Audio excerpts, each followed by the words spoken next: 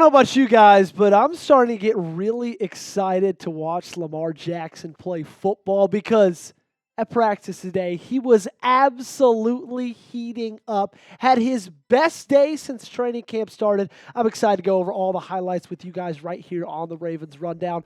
Make sure to stay tuned to the entirety of today's video, though, okay? Because at the end of the show, I'm going to tell you just how disrespected Kyle Hamilton got, and hopefully your blood boils just as much as mine did.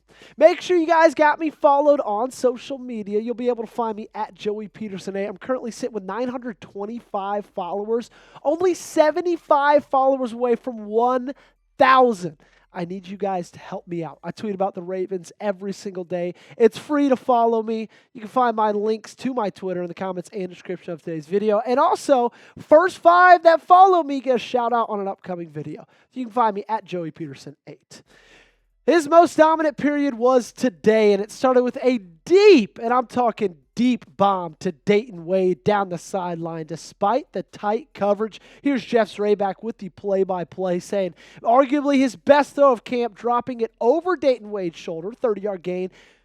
Wade had a step on Awuzie. Let's take a pause and talk about Lamar Jackson for a second, because I also love, just a little bit of side note, seeing Dayton Wade ball out again. I think he was my favorite person to talk about pretty much all of training camp and preseason last year. If you watched the channel last August, you know I really wanted him to make that roster. He didn't, but glad to see him still balling out again. But this is about Lamar Jackson. And we got to talk about Lamar Jackson, because that was not his only highlight of that period. No. 2 more times he put on amazing plays. Deep out again to Wade on the other sideline. Put it just over a defensive back's head. And then pulling out all the stops. How about a no-look pass to Malik Cunningham on a fake screen? And at this point, when it comes to Lamar Jackson, we shouldn't be surprised. We get to watch it every Sunday. Who remembers the game against Cincinnati, the one that was in Paycor Stadium? Well, Lamar Jackson scrambling out to his right, pretty much jumps out of bounds, throws across his body, 30 yards, finds Isaiah Likely for the touchdown. In my opinion, that was the best play of his season last year, but it seemed like he did something like that every single week.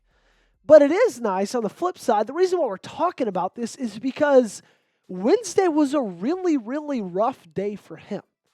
It was a rough day pretty much for the entire offense in general.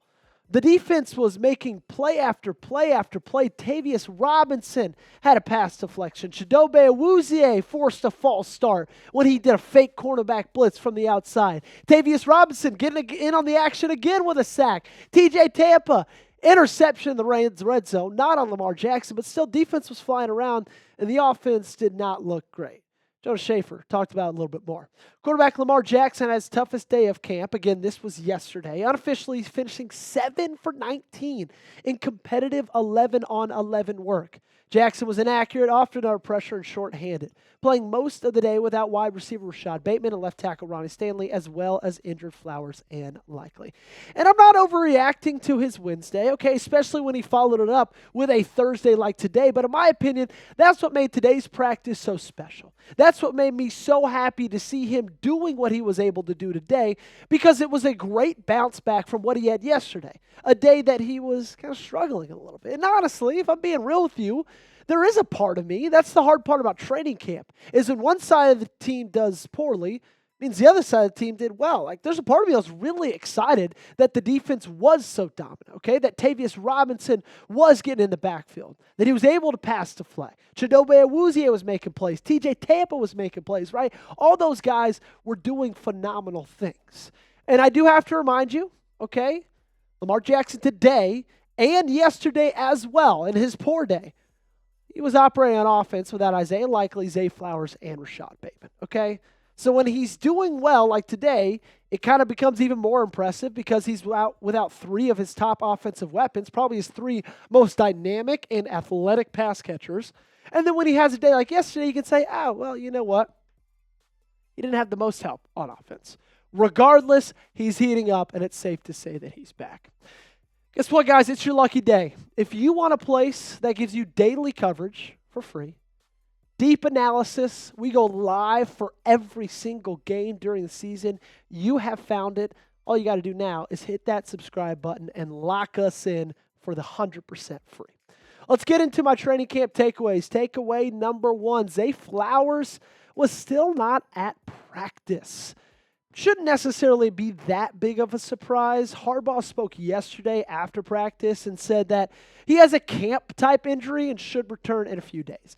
To me, that means possibly something tweaked a little bit. Maybe it's just fatigue. Maybe his body is just worn out and tired after the last 7 days or so. They're off tomorrow, and then Saturday or Sunday, I'd expect him to be back in the mix, and hopefully he's back soon. I'm really expecting a big year from him, but also at the same time, don't want him to be rushed back and make this injury worse than it already is. Takeaway number 2, the kicking competition is still a little bit like a roller coaster. Okay, there's a lot of ups with it, and there's a lot of downs that accompany it as well. We all know Tyler Loop was selected in the 6th round of the 2025 NFL Draft. John Hoyland out of Wyoming was signed as an undrafted free agent, and those two have been battling back and forth for the entirety of training camp. Brian Wacker tweeted out Tyler Loop from 51 wide right, not great contact, continues to be up and down. John Hoyland followed that with a miss from 51. Today for both those guys, same exact score sheet, 3 for 4 for both, miss from 51 for Loop and miss from 50 for Hoyland. It's funny because this might be the only question mark on the team. And it's easy right now to say that it's funny. It's not going to be easy when it's October and you're winning or losing those games on those guys' legs. I'm really, really curious to see this get figured out. And I don't have a preference. Like, I'm not sitting here pounding the table for Tyler Loop. I'm not sitting here pounding the table for John Hoyland. I want the best guy to get the job. I don't care if you're drafted. I don't care if you're an undrafted free agent. I don't care if you were brought off the street and you were found under a bridge. If you can kick it through the uprights and if you can win this team games in the big moments, that's all that matters to me. How are we feeling? What's your confidence level in the Ravens kickers? Scale it for me 1 to 100. You used to have a guy that you'd be able to answer this question with at 100. He's not there anymore. How are you feeling about the current state of the kicking room in Baltimore? You let me know in the comments section. Let's talk about a deal, ladies and gentlemen. We've been talking about it all week long because it's not going to be here for much longer. You can get this Ravens purple hoodie only $27. It was $70. I really shouldn't have to convince you any more than just saying it was 70. Now it's 27. Chatsports.com/purple hoodie. That's where you need to go. Made it super easy for you. Put that link in the comments and description of today's video. All you got to go down there, get it a click. It'll take you right to the site. All you got to do is fill out your information. Then boom, bam, 3 to 4 days. This puppy's yours. It's hot right now. I get it. It's going to be cold very, very soon. You're going to need a hoodie. And then by the time the cold weather's here and you want to go shop for one, they're not going to be $27 anymore. Okay? Do the smart thing. Get it now. Chatsports.com/purple hoodie. The moment you all have been waiting for. Kyle Hamilton got disrespected. And usually I don't like to traffic in Madden ratings. But when they're this ridiculous, I think we got to at least discuss them. So they released their safety rankings. Their top 8 is as follows. Jesse Bates, number 1. Derwin James, number 2. Xavier McKinney, number 3. Budda Baker, Minka Fitzpatrick, Antoine Winfield, Kirby Joseph, and oh, there he is, apparently the 8th best safety in football, Kyle Hamilton. This is unbelievable. It's absolutely unbelievable. I was asked by a coworker the other day, who on my team that I cover, the Baltimore Ravens, is the most underrated player. And I said, I think Kyle Hamilton's not just the most underrated player for the Ravens. I think he's one of the most underrated players in the league. What he's able to do any given Sunday is unbelievable. You could throw him anywhere on the field. He doesn't miss tackles. He doesn't make mistakes. This dude is an absolute freak. And I can get Jesse Bates being up there ranked above him. Like, I wouldn't say that he is, but I can at least understand that as a consumer of the sport of football. Maybe even Derwin James, okay? But everybody else, Xavier McKinney's great. He's no Kyle Hamilton. Budda Baker is great. He's no Kyle Hamilton. Kirby Joseph, the same. Like, no disrespect to those guys.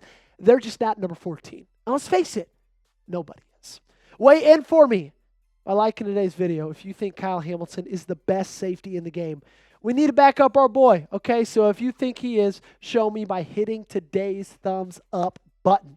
Appreciate you guys for tuning in. Make sure you get me on social media. If you are still watching, it's obvious you like the content. I got a lot more of it over there on X. You can find me at Joey Petersen 8. That link is in the comments and description. And if you follow me there, then you can see every time we post a video. And if you do that, we'll see you next time.